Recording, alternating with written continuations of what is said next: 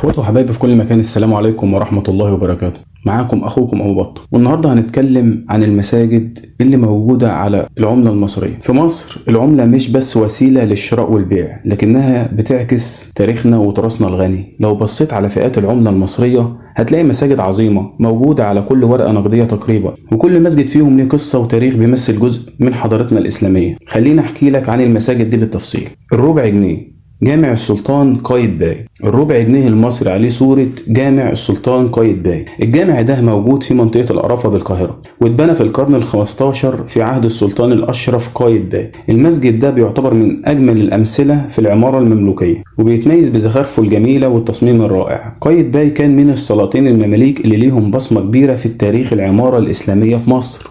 النص جنيه جامع خانوم. على النص جنيه المصري هتلاقي صورة معبد خانوم في أسوان. خانوم مش مسجد، لكنه جزء من تراثنا الفرعوني العريق. ده معبد بيلخص الحضارة المصرية القديمة اللي كانت موجودة قبل الإسلام. الجنيه جامع أبو العباس المرسي. لو بصيت على الجنيه المصري هتلاقي صورة جامع أبو العباس المرسي في اسكندرية.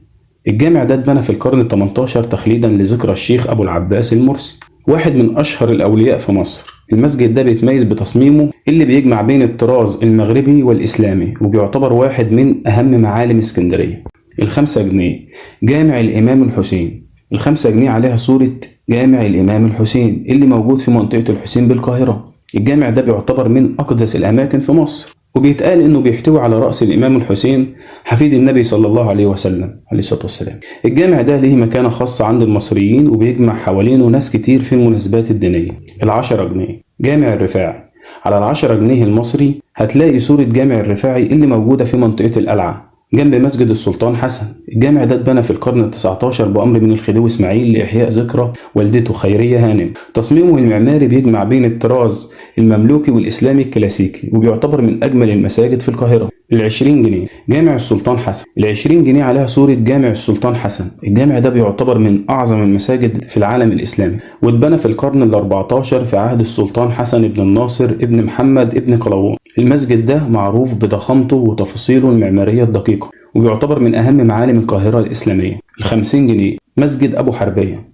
الجامع اللي موجود على ال50 جنيه هو مسجد أبو حربية، وهو مسجد حديث نسبيا مقارنة بالمساجد التانية، لكن برضه بيعتبر من رموز القاهرة الحديثة، وبيتميز بتصميمه المميز. ال100 جنيه مسجد السلطان قلاوون.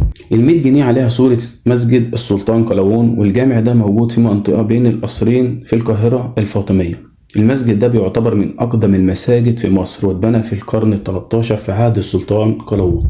ال200 جنيه حبيبتنا. ال200 جنيه عليها صورة مسجد محمد علي اللي موجود في قلعة صلاح الدين بالقاهرة. المسجد ده اتبنى في القرن ال19 بأمر من محمد علي باشا مؤسس مصر الحديثة، وبيتميز بالطراز العثماني الفخم والقبات الكبيرة. الجامع ده بيعتبر من أهم معالم القاهرة الإسلامية، وواحد من أكتر المساجد اللي بتتزار في مصر.